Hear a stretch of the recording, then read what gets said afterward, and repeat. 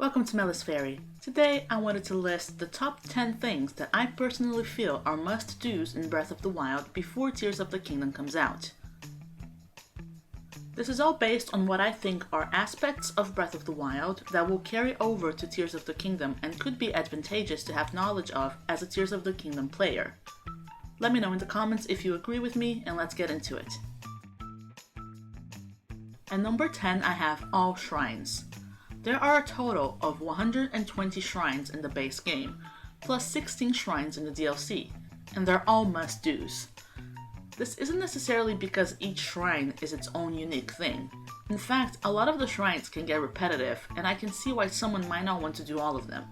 However, shrines are a great way to discover every nook and cranny of the map.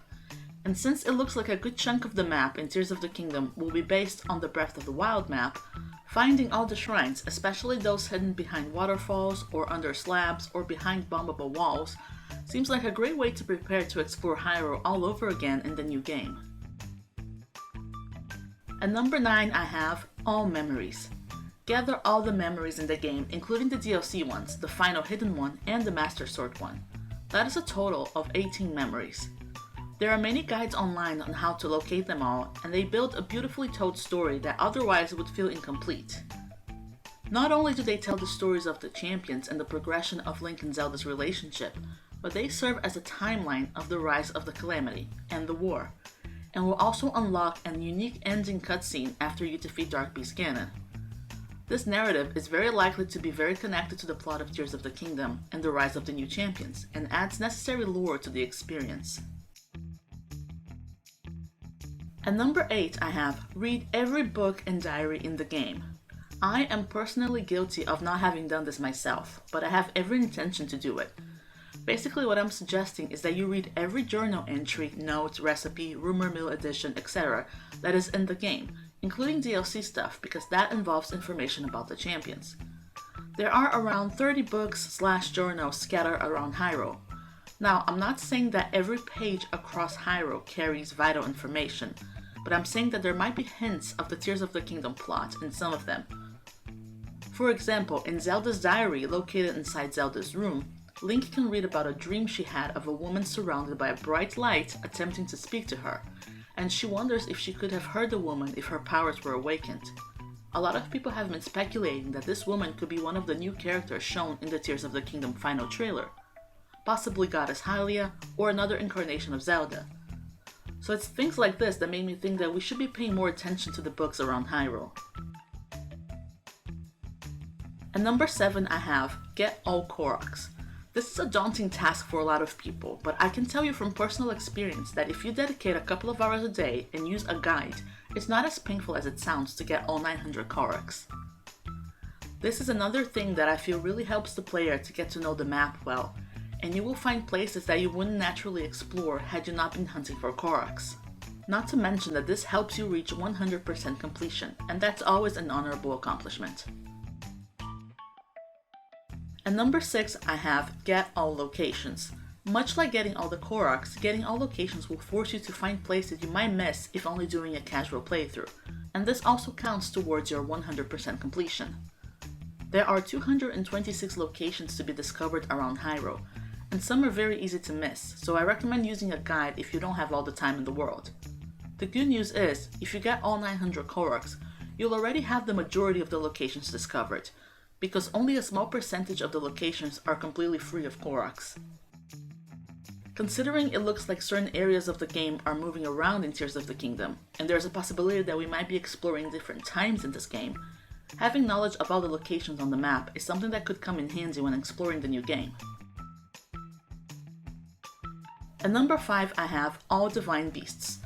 Even though this is optional in Breath of the Wild, this is something most people will do on a casual playthrough anyway, but I couldn't not list it as a must-do. To me, this is very important to prepare for Tears of the Kingdom because it deals directly with each major area in the game: Rito Village, the Gerudo Desert, Death Mountain, and Zora's Domain. If you analyze the trailers, all those areas seem to be affected somehow in Tears of the Kingdom. It's almost like Ganondorf targeted each area focusing on its weakness. There's a tornado around Rito Village, so the Rito can't fly. There are sinking sand holes in Gerudo Desert that look almost like quicksand. There is malice in Death Mountain in the place of the lava, and Zora's Domain's water seems to have been replaced by muddy water. I feel like doing the Divine Beasts in Breath of the Wild is a must in terms of being familiar with those villages and towns, and also absorbing all the lore that involves those quests. It's also fair to assume that the style of puzzles we get on the Divine Beasts will somehow carry over to Tears of the Kingdom, be it in dungeons or whatever form of shrines we'll get. This also gets you a close look into the minds of the Champions' descendants, who will clearly play a big part in Tears of the Kingdom. At number 4 I have the Champions Ballad. This is one of the DLCs of Breath of the Wild, and I feel it adds so much to the experience of the game and the overall storytelling. I don't particularly like naming something that you have to pay extra for as an essential, but I honestly think it's worth every penny. This also involves other items on my list, which are all memories and all shrines, since this DLC has some of those as extra content. I feel like this is very important as far as understanding Zelda's character more, not only through the memories but also through the stories told by Cass. Every bit of lore that we can get from Breath of the Wild will undoubtedly add to the Tears of the Kingdom experience. At number 3 I have Kilton's Meadows. Kilton is an NPC that runs a store called Fang and Bone, which specializes in monsters. You can buy monster masks, gear, armor, all by converting monster parts into the new currency called Mon. After defeating Ganon, you will notice the option of new dialogue with Kilton, where he talks about defeating monsters. Basically, you get medals of honor by defeating all mini-bosses in the game, which are 40 Taluses, 40 Hinoxes, and 4 Moldugas. Now, getting these medals doesn't necessarily add anything to the story, but I do feel like getting all that combat practice in you can only be beneficial when starting Tears of the Kingdom. We can already see a form of Hinox in one of the trailers, and also a form of Talus which has an enemy camp on it, so it's fair to assume that the mini-bosses are still very much a thing in Tears of the Kingdom. At number 2 I have Get the Master Sword. While it is entirely possible to beat Breath of the Wild without even going near the Master Sword or Korok Forest, this is a must-do because of all the lore that surrounds getting it.